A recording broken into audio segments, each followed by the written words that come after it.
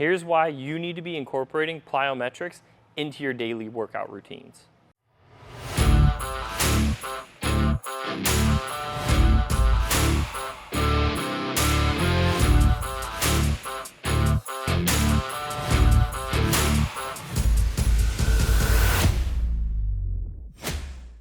So if you're playing a sport that involves explosive movements, and that pretty much incorporates every single sport, then you should have plyometrics in your training. Some of the best places to incorporate it is within your warm-up. And the reason is because you should be warming up before all your athletic events. The benefits of plyometrics are they help prepare your tendons and your muscle fibers and your nervous system for explosive type movements. Because if you're doing explosive type movements and your body isn't primed for it, then one, it's either not going to respond as quickly as you want it to, or two, it'll predispose you to injury. So how much, from a repetition standpoint, of plyometrics should you be doing? Well, that's a great question. What I typically would recommend to my athletes is, 5 to 10 seconds of quick ballistic movements, and then doing maybe 2 to 3 to maybe even 4 sets of that.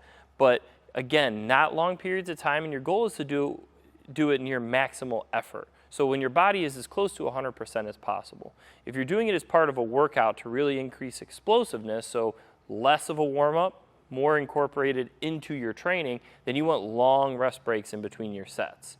So depending on what you're doing it for, if you're doing it to prepare your body to move, then you don't need long rest breaks, but you're using much shorter intervals.